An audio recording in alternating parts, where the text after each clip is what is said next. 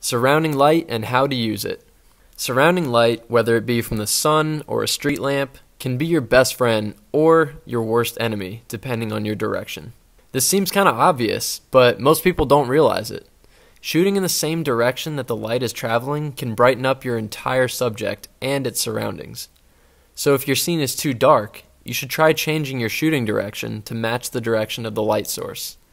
On the contrary, shooting into the light can create a really nice silhouette if positioned properly and exposed properly.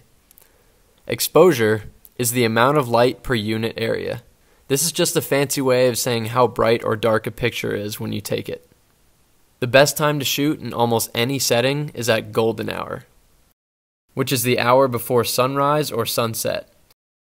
This is because the light is softer and coming from one single direction, closer to the horizon. Here's some examples. This was shot looking into the light, which creates a really nice silhouette. A silhouette is when your subject is completely dark against a very bright background.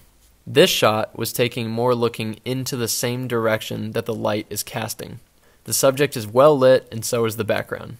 Here's a diagram of the difference between the two different shooting directions relative to the light source. Neither option is wrong. It just depends on what style that you want to achieve.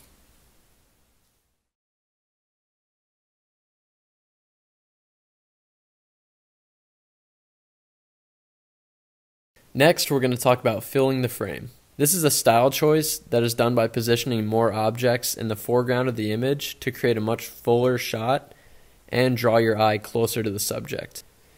The foreground is the front of the image. Foreground versus background. Pretty standard. You can use almost anything to fill the frame.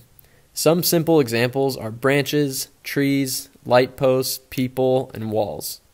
It will all depend on where you're shooting and what is in your nearby surroundings. Remember, photography is resourcefulness. Here's an example of a relatively empty photo. If you've been taking nothing but dead space photos for a while and want something new, try filling the frame with different surrounding objects to make it more interesting. You might need a friend to help you with this one in particular. Whatever you choose to fill a shot with can also help you to tell a story. More on this next.